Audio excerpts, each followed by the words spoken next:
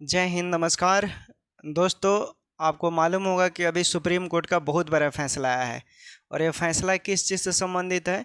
चूँकि ये भी सिलेक्शन प्रोसेस से संबंधित है और ये आपको जानना बहुत ज़रूरी है। तो मैं पूरा क्लियर कट कर दूंगा, ठीक है ना। ये सुप्रीम कोर्ट ने आखिर किस आधार पे फैसला दिया है कि क्या ये संवैधानिक था या असंवैधानिक था, या आखिर इसे क्यों पलटवार किया गया, आखिर इसमें क्यों इस तरह का जजमेंट दिया गया। ठीक, तो आप वीडियो कौन तक बने रहिएगा, इसे हम क्लियर कर देते हैं। बहुत अच्छा जजमेंट है, इससे बहुत लोग को बेनिफिट मिलेगा, कई लोग असंतुष्ट भी होंगे। मैं आपको प्रूफ के साथ पढ़ कर दिखाता हूँ, जो अभी कई ऐसे हिंदी न्यूज़ हैं, उसके अकॉर्डिंग फिर आपको एनालिसिस करेंगे। सुप्रीम कोर्ट ने बिहार सरकार के जल संसाधन विभाग में 6000 से अधिक जूनियर इंजीनियर्स की नियुक्ति के लिए 2019 के सिलेक्शन प्रोसेस को रद्द करने का फैसला शुक्रवार को गलत बताया। ठीक है, सिलेक्शन प्रोसेस को रद्द करने का फैसला शुक्रवार को गलत बताया है। किसने? सुप्रीम कोर्ट ने। उसके बाद है कि न्यायालय ने बिहार तकनीक सेवा आयोग को निर्देश दिया कि वह पटना उच्च न्यायालय के समक्ष प्रस्तुत नई चयन सूची के अनुसार नियुक्ति प्रक्रिया को आगे बढ़ाए। पीठ ने आदेश में कहा कि उच्च न्यायालय द्वारा 19 अप्रैल 2022 को पारित आदेश के मद्देनज़र नई चयन सूची तैयार की जाएगी और नए चयन सूची में यथासंभव यानी जैसा जैसा है वैसा ही उन मेधावी अभ्यर्थियों को भी शामिल किया जाएगा जो अन्यथा पात्र थे, यानी जो एग्ज़ाम यानी जो योग्य थे और केवल नियमों में 2017 के संशोधन के कारण आयोग घोषित कर दिए गए थे। यानी 2017 में नियम के वजह से जो नियमावली होती है उसके वजह से उन्हें आयोग करार कर दिया गया था। अब उन्हें भी इसमें शामिल किया जाएगा, ठीक, नई सूची से बहाली में। आगे देखते हैं कि सुप्रीम कोर्ट ने बिहार सरकार के जल संसाधन विभाग में 6000 से अधिक जूनियर इंजीनियर की भर्ती के लिए 2019 की चयन प्रक्रिया को रद्द करने के फैसले को शुक्रवार को अनुचित बताया है।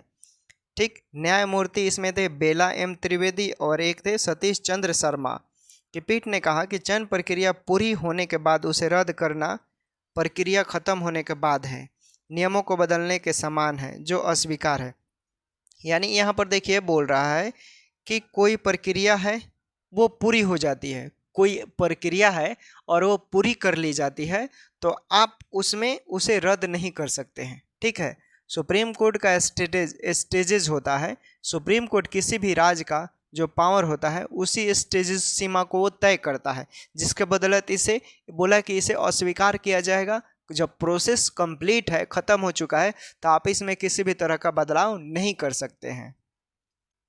आगे देखिए कि इसने बीटीएससी को 3 महीने के भीतर सफल अभ्यर्थियों की संशोधित चयन सूची तैयार करने का निर्देश दिया और राज्य सरकार को उसके बाद 30 दिन के भीतर उन्हें नियुक्ति करने का आदेश दिया है। यानी जो ये आदेश दिया गया है, नई जजमेंट आया है, इसमें समझ लीजिए कि आपको 30 दिन के अंदर ये प्रक्रियाएं करना है और ज्वाइनिंग तभी प्रोवाइड करवा देना है। उच्च न्यायालय के फैसले के खिलाफ अपील पर शीर्ष अदालत का यह निर्णय आया कि जिसने राज्य के उस फैसलों पर गौर करने के बाद नियुक्ति प्रक्रिया के खिलाफ लंबित मामले को बंद करवा दिया था, जिसमें चयन प्रक्रिया को रद्द कर दिया गया था।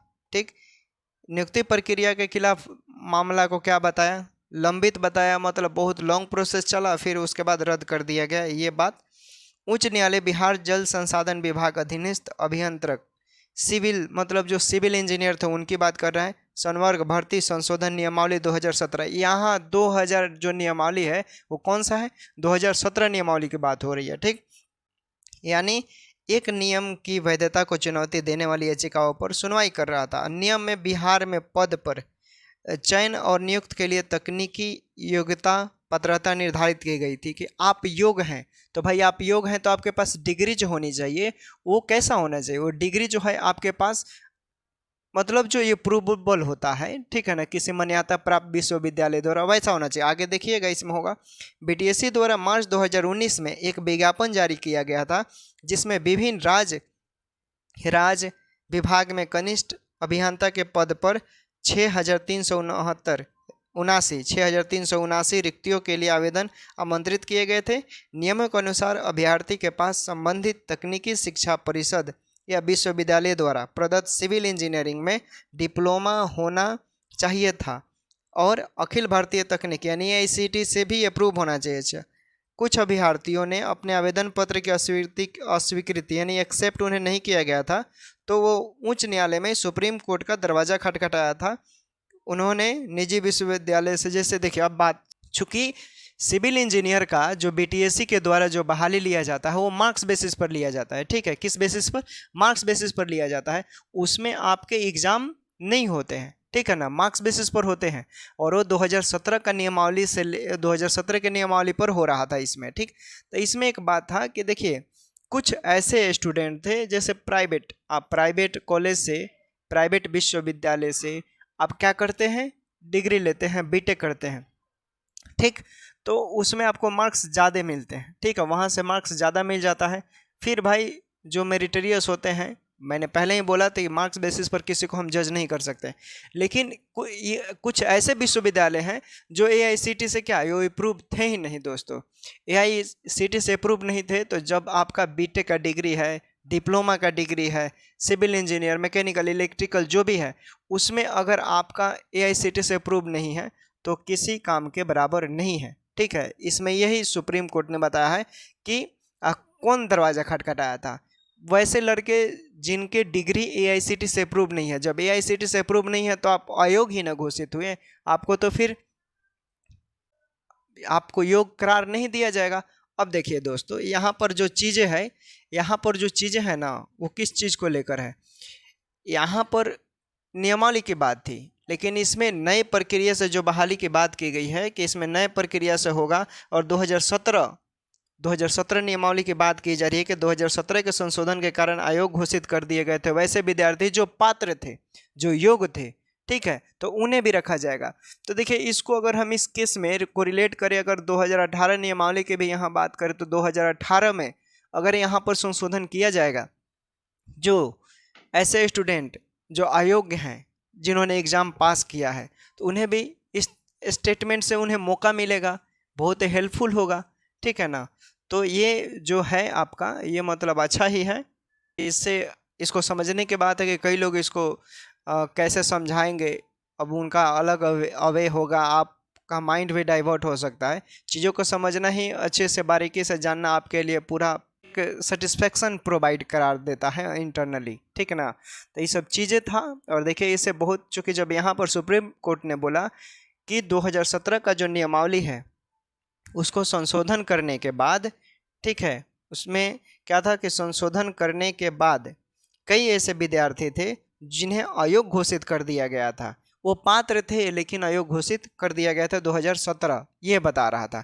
लेकिन अब उन्हें नए सिरे से बहाली को तैयार कराकर 30 दिनों में इस प्रक्रिया को पूरा कर लेना है और बाकी जितने भी लोग हैं सबको नए सिरे से उनकी 30 दिन में नियुक्तियाँ प्रदान करना अनिवार्य कर दिया है सुप्रीम कोर्ट ने। तो ये संशोधन की लड़ाई थी, ठीक है, ये संशोधन की लड़ाई थी। और इसमें समझ लीजिए जो आपका केस है ये 2018 वाला, तो इसमें भी बहुत बेनिफिट मिलेगा। बेनिफिट इसलिए मिलेगा कि ये भी संशोधन से रिलेटेड है ना। बिहार सरकार के जो 2018 का नियमावली है फिर 2023 में आता है, तो दो नियमों का ही लड़ाई है, 2018-2023। तो 2018 का वैलिड होगा, 2023 का वैलिड होगा, ठीक। सुप्रीम कोर्ट 18 अक्टूबर को ऐसे ही फैसला देगा। चूँकि हालांकि ये जो जेई का जो मैटर है, ये समझ लीजिए कि ये फैसला है रिजर्व, ठीक है ना। रिजर्व फैसले में क्या होता है, जज लोग पहले से पढ़कर और फैसला सुनाते हैं, ठीक है। जिसके रेस्पोंडेंट पिटिशनर होते हैं एडवोकेट, उनको ये लेटर के माध्यम से प्रोवाइड करा दिया जाता है और उसमें सब मेंशन कर दिया जाता है कि किस किस कारण से आपको अयोग्य घोषित किया गया है। हालांकि यहाँ पर क्लियर कर दिया गया है कि कुछ विद्यार्थी वैसे थे जिनका डिग्री AICTE से अप्रूव नहीं था। जैसे मेडिकल में INC होता है, उसी तरह इंजीनियरिंग में AICTE से अप्रूव होना बहुत ज़रूरी है। अगर ऐसा नहीं है तो फिर आप समझ लीजिए आपका डिग्री भूसा के बराबर है। तो यहाँ पर लड़ाई AICTE को लेकर क्लियर कर दिया गया है। और वैसे ही विद्यार्थी सुप्रीम कोर्ट का दरवाज़ा खटाया था कि आप हमें क्यों अस्वीकार किए हैं, मेरा परसेंटेज ज़्यादा है, हमारा मेरिट में नाम आ गया है, लेकिन क्या है कि हम इसमें अयोग्य घोषित करार दिए, इसलिए सुप्रीम कोर्ट गए थे। सुप्रीम कोर्ट ने बोला भाई कि आपका जब चेक किया गया ऑफिशियल वेबसाइट पे वेरिफिकेशन के रूप में, तो कॉलेज ऐसे हैं जो एआईसीटी से अप्रूव नहीं है। वैसे कॉलेज जो एआईसीटी से अप्रूव नहीं होते उनका कोई मान्यता नहीं है। आप जीएनएम, बीएससी नर्सिंग, एमबीबीएस कीजिए, आईएनसी से अप्रूव नहीं है तो आपका कोई मान्यता नहीं है, ठीक ना। तो ये सब चीज़ें था। हालांकि इस केस से एएनएम में भी बहुत मददगार मिलेगा, क्योंकि आप देखिएगा चीज़ों को बारे में संशोधन से रिलेटेड नियमावली को लेकर ही जजमेंट है। तो ये पॉजिटिव वे है, क्योंकि यहाँ पर जो अयोग्य थे, जो योग्यता के पात्र थे लेकिन उन्हें अयोग्य घोषित कर दिया गया था। तो भाई आपने भी एग्ज़ाम पास किया है, आपको यह अयोग्य करार दिया गया है, तो आपको भी यहाँ पर योग्य करार दिया जाएगा, ठीक है। तो ये कोरिलेट करता है, संशोधन से रिलेटेड है, नियमावली से रिलेटेड था, इसलिए आपको बताना जरूरी था। Take care, bye bye. उम्मीद करते हैं आप लोग समझ गए होंगे, फिर जैसा होगा हम अपडेट देंगे।